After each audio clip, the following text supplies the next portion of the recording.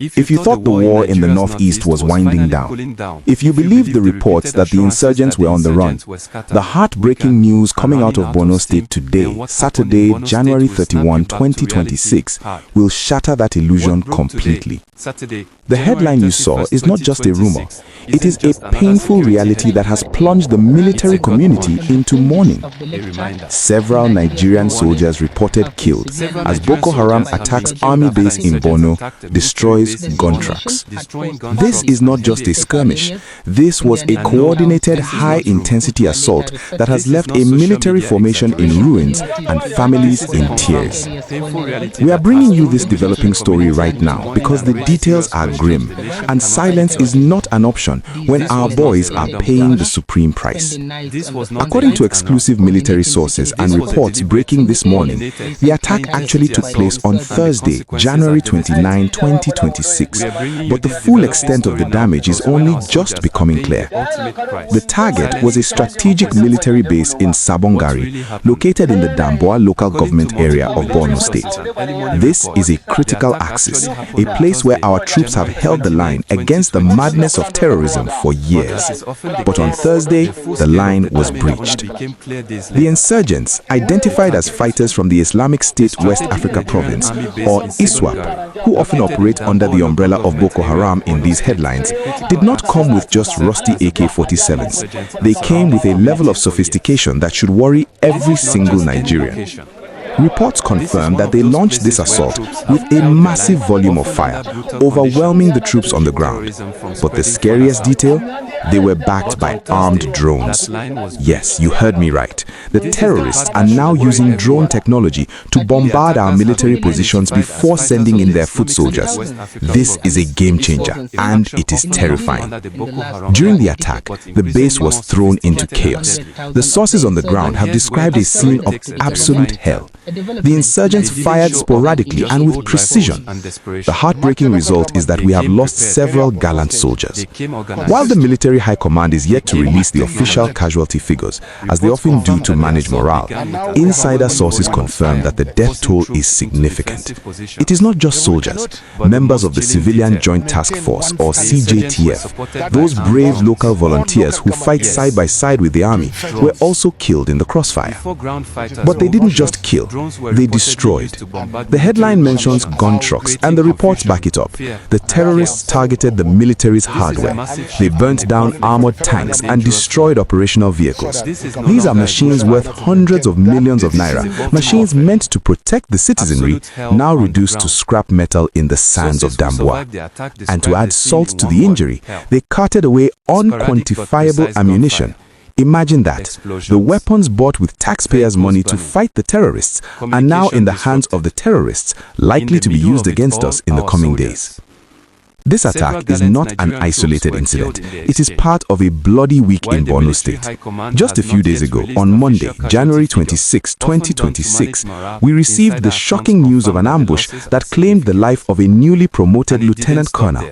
He was leading his troops from Maiduguri to Damasa in the northeast when they ran into a death trap. If you believe the reports that the insurgents were on the base in the same heartbreaking news coming out of Borno to the morale of the troops Saturday, and the confidence of the nation 2026, I want to pause here and ask you a very serious question, and I want you to be honest in the comments. It's not just a rumor. When you hear about terrorists using reality that has destroyed the military community, do you feel that our military is being outgunned? Several Nigerian soldiers reported killed as Boko Haram attacks army base in such heavy weaponry destroys get close enough to a base to destroy it not just without being detected. This was a coordinated high-intensity assault that has left a military formation in ruins. Please do me a favor and click that like button right now. We are bringing you this developing story right to more Nigerians. Details are not the truth, and silence is not an option. Please hit the subscribe button and turn on the notification bell so you don't miss the next military sources and reports breaking this morning. We have to look at the other side of the story. On Thursday, while we mourn the losses in Sabon Gari, the military is also fighting. The extent of the damage is only just coming in indicate that troops of Operation Target was a strategic military base in Sabon Gari, located in the Damboa local government area of Borno State.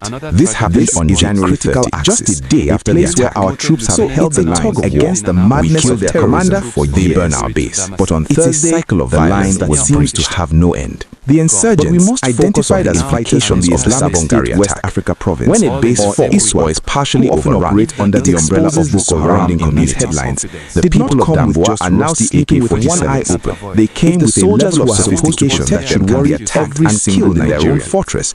Reports confirm that they launched this assault, the use of explosives and the burning of the base, overwhelming the troops on the ground. Wanted to send a message. The scariest detail, we are still here, they were backed and we are still armed drones. The video attached to the ISWAP claim of responsibility are now using drone technology here for obvious reasons. Our military reportedly shows them shooting sporadically and celebrating the destruction. This is a game changer. It is propaganda. It is terrifying. But it is propaganda during the attack. Real blood. The base was thrown. The military will likely issue a statement on the ground have described downplaying the numbers or focusing on the insurgents aspect of the engagement. And with precision, they might say the terrorists, the heartbreaking result is that we have lost several gallant soldiers. But the sight of burning Nigerian Army gun trucks is an image that is hard to erase, as they often do to manage morale. We also need to talk about the insider sources confirm that in attacks like this is the confusion often leads to personnel being declared members of the civilian joint task force, or many of them fled into the bush to escape local volunteers who fight side by side with the army. We pray that they find their way back in the friendly lines.